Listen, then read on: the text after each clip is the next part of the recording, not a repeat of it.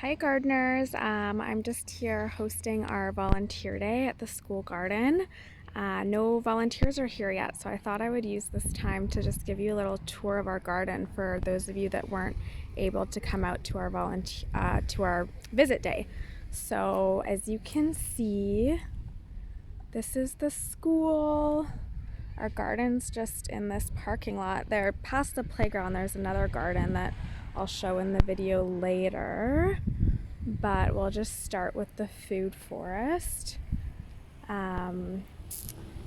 So this is part of our Indigenous Foods mural project that we just completed this spring. These designs were done by Ivy Cargill Martin. And then the art teacher here at the school, Chelsea, was able to paint all of them with the kids, and we were able to get the new channel words for these different traditional foods from Grandma Grace, who works at the school here. So there's 13 panels in total, I think. And yeah, we've managed to plant kind of the outside of this fence here with some flowers. Here there's some calendula. We're doing an experiment this year. You can see in the containers there's pumpkins that are growing quite well. Paula's really excited to be able to harvest some pumpkins with the kids in October, hopefully, and then we'll be able to carve them around Halloween. There's lots of calendula. We have calendula everywhere. Then this is a public sidewalk here, and so on the left side, this is actually public district property, so they contributed to planting this portion. So there's lavender and strawberries. This is a high bush cranberry that's doing amazing. Check out all these berries. And then you can see that we have another gate on this side, but we've just kind of blocked it off so that we don't have too many people just coming up from the sidewalk. What else do we have over here? Some fireweed that just grew naturally. More lavender. Some lemon balm. Lots of strawberries. The kids love strawberries. The dianthus are these little pink flowers. Their season's kind of just ending now. I think these flowers are called gladiolas. I'm not sure. I'm not the flower expert. All the beautiful flowers. Hi! We have some visitors. Hello, I don't know who. Okay, there go our visitors, so we'll continue our tour. Where were we? This is the fence with our beautiful flowers. We have a sign here acknowledging some of our supporters. It's a bit outdated now. And then coming into the food forest. Voila!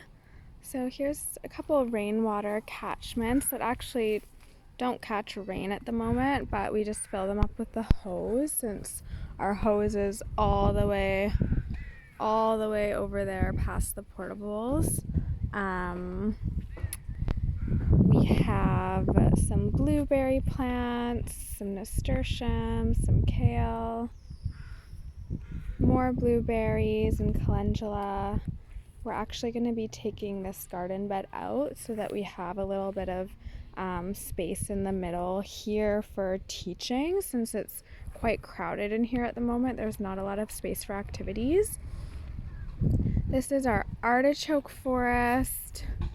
Notice that these artichoke flowers are really awesome pollinator plants. The bees just love them.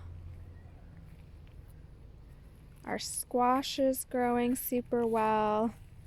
We have some lettuce in here too, so I just did a little harvest of some of the summer squash to bring to the local grocery store.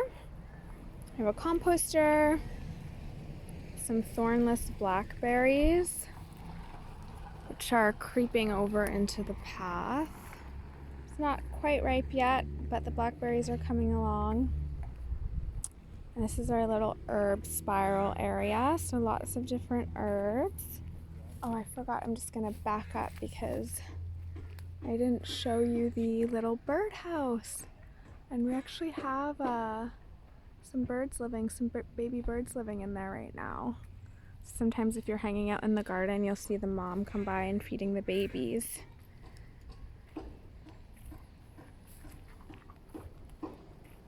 We have a couple sunflowers getting super tall. It's pretty overgrown in here. It's getting hard to walk through, but it's good for kids. Oh, hi there. Hi. How's it going? Picking some berries?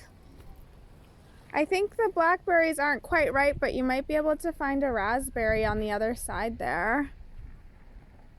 Always have little visitors coming to pick the berries. This is a plum tree. You found a ripe one? Awesome. Better eyes than I do. We're drying some kale seed here to plant with the kids when they come back to school. What else? This is our bean tunnel. So our beans keep getting eaten by the slugs, but last year we managed to get them kind of climbing all up here to create this really cool bean tunnel, and planting some beans and some peas, but could use some more love. The idea is that there's the cool little tunnel for the kids to go through. What else do I want to show you? We have some beautiful fig trees. They actually were bearing fruit and then the kids picked them off, but I just noticed today that this tree here has a couple more figs coming. So that's fun. And then, sorry, this video is probably really dizzying for you since I'm swirling around the garden. Yeah, here's some kale and cabbages. It's not doing bad actually. So we had it covered with this cloche for the cabbage moth worms.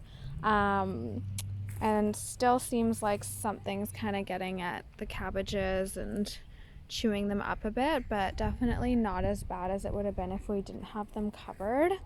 And we really try to keep on top of slug picking too. That's kind of our main slug control method, is just going around and finding them under the rocks and then feeding them to some ducks. This is our cherry tree, which got pruned this winter really well, so it's doing fantastic. There were a couple of cherries. It looks like they either got eaten by, it looks like they must have got eaten by, you probably can't see it in the video, but I can see that it looks like they got eaten by birds or something, because the pits are actually still on the tree, but the fruit is gone.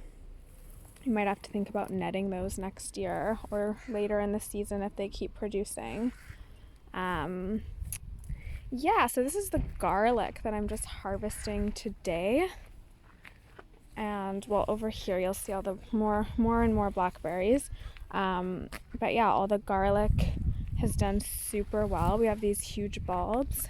This is what I'm gonna bring to Gaia Grocery today, and then we kind of bring it there and just have a buy donation sign, and so people can pick it up at whatever price that they want to pay, and then that goes back into the school garden programs. Okay, so I just crossed the playground here, and then this is our other garden space at the school, which is the original garden space that was planted many years ago by I think just a group of really passionate locals. So we didn't start out stewarding the garden. That was kind of later on that we stepped in, and so this garden was already existing at the time. So up at this top area we have our what we call our pollinator garden. So just mostly lots of really nice flowers, nasturtiums, calendula. I think those are snapdragons, but once again, I don't really know my flowers. Just have to stay on top of deadheading these so that they keep producing more. This box is kind of rotting and falling apart, so we've decided not to plant it. And you can see these blackberries have just kind of taken over the fence, and this garden's kind of posing us some issues now. So we actually just applied for a grant to renovate this section of the garden and make it really useful and productive again, because as you'll see inside, it's definitely not thriving as much as our other space. And one of the problems is we have bindweed that's really gotten in there, and as much as we try to weed it, and we even emptied all the beds last year and put new soil in, it still manages to come back. So here we have a wheelbarrow of hay that we've been using to mulch, which has really helped since we don't have daily watering. We're just having volunteers come a couple days a week to give a nice deep watering. So the hay really works well as a mulch to keep the moisture in. It's not super hot in Tofino, but we haven't had a lot of rain the last couple of weeks. This is kind of more your row style container gardens, and we have it so that Paula's kind of arranged it so that the different classes that she's working with have their own box. So you can see this is Miss Tucker's class. These peas we're just gonna save for seed because they're kind of past the stage where they'd be delicious to eat. And yeah, you can see it's just kind of weedy and overrun in here. We haven't been giving it as much attention with our limited volunteers that we've been having this summer. This was another garlic bed that we just harvested last week.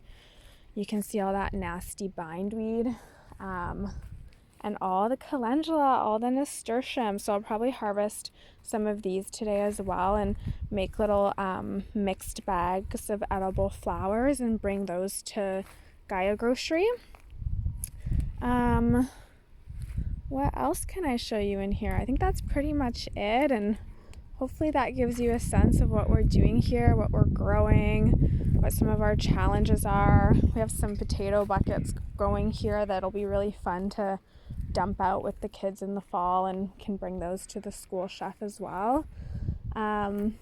So let us know if you have any questions about the garden, or if you'd like to come visit at any other point. We're here every Saturday, or I'm always happy to come and visit, come out and meet you here if Saturdays don't work. So thanks for watching.